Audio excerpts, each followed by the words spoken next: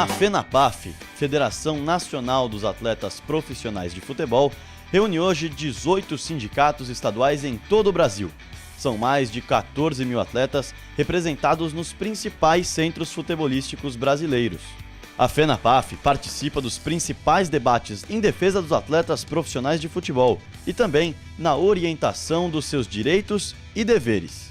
No ano 2001, a entidade foi criada oficialmente, com a participação de 5 sindicatos estaduais: Rio de Janeiro, São Paulo, Rio Grande do Sul, Minas Gerais e Pernambuco.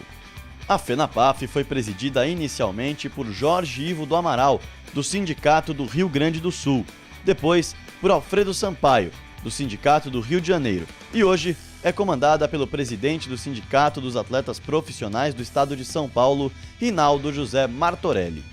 Nos últimos anos, os sindicatos se firmaram como os verdadeiros defensores dos atletas profissionais de futebol e desde 2001 estão reunidos na Federação Nacional dos Atletas Profissionais de Futebol, a FENAPAF.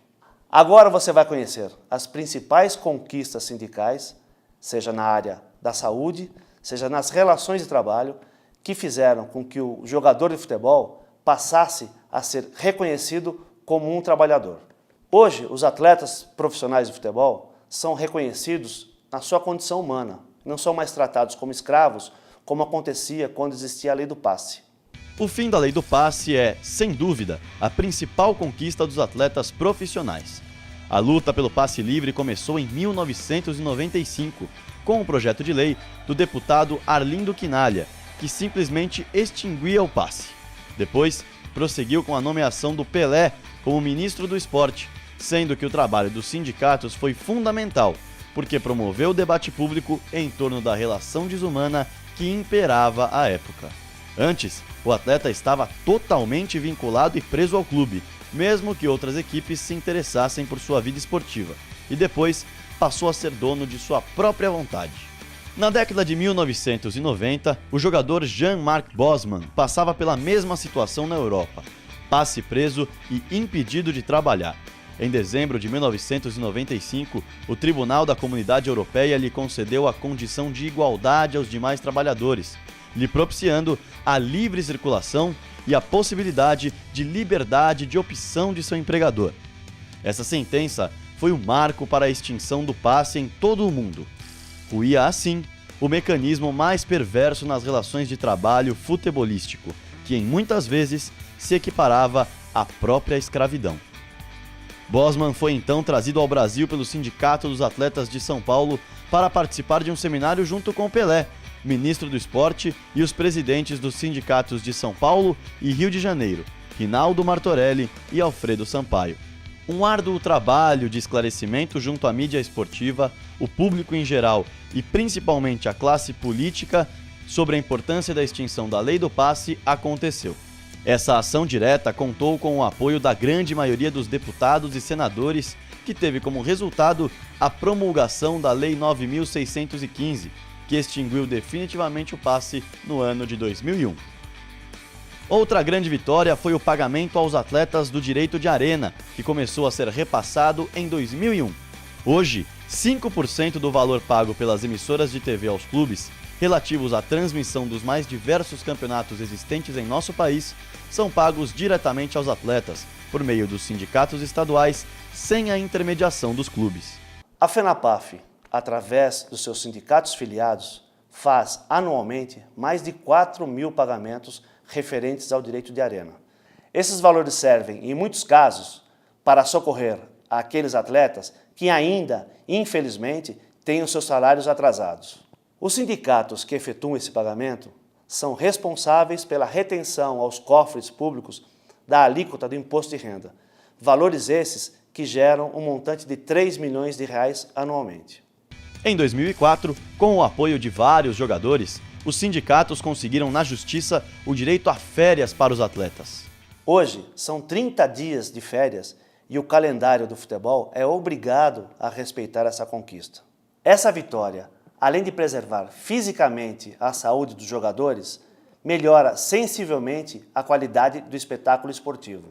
A luta pela preservação da saúde dos atletas continua sendo prioridade para os sindicatos, sempre com o objetivo de prolongar o tempo de carreira.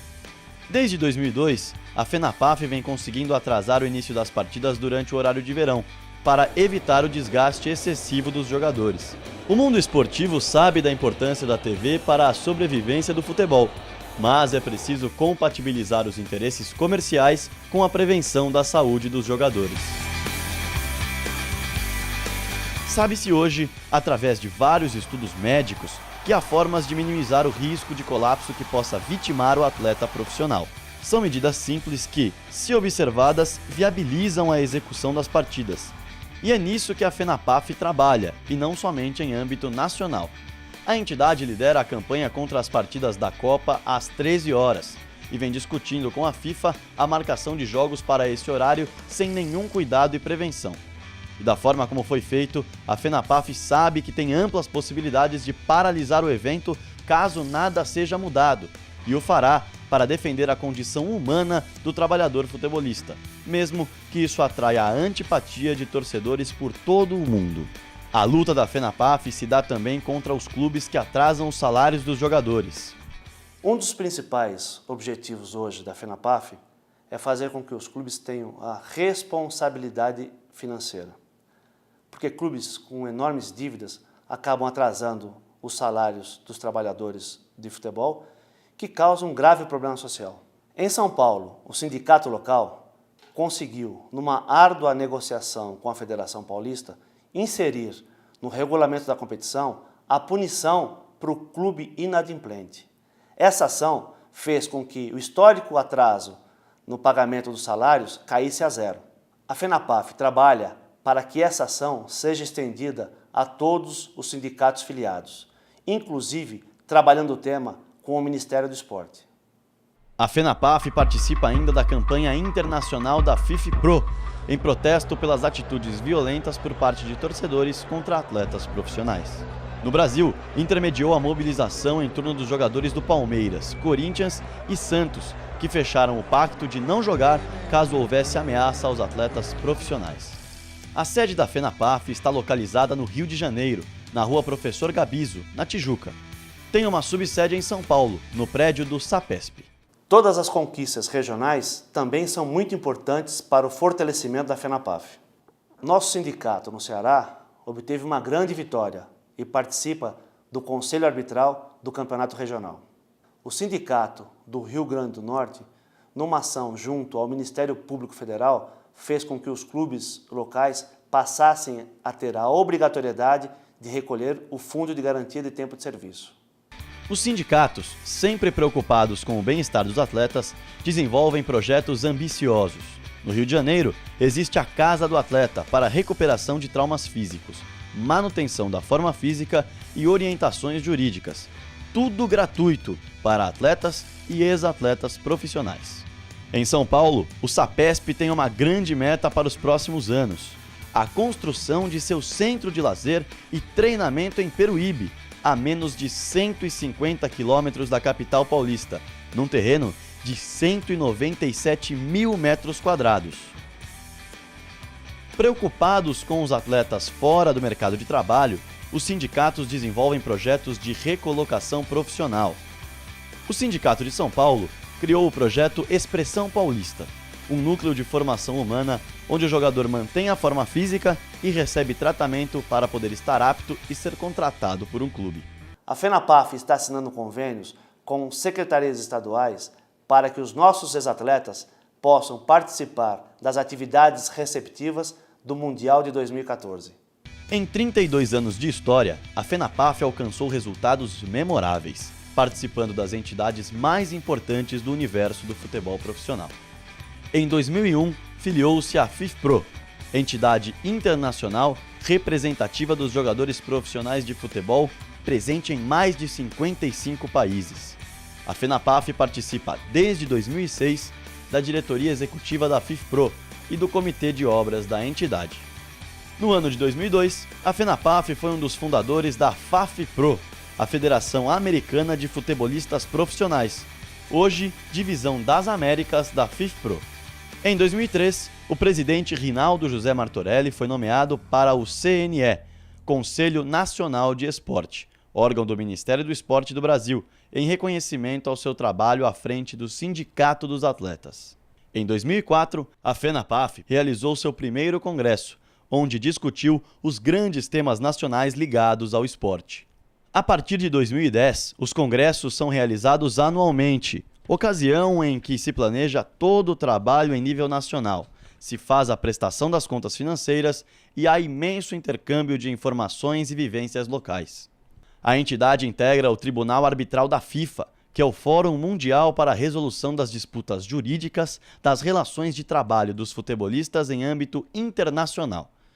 Rinaldo Martorelli, que é advogado, é o representante da FENAPAF e das Américas, nesse órgão da FIFA.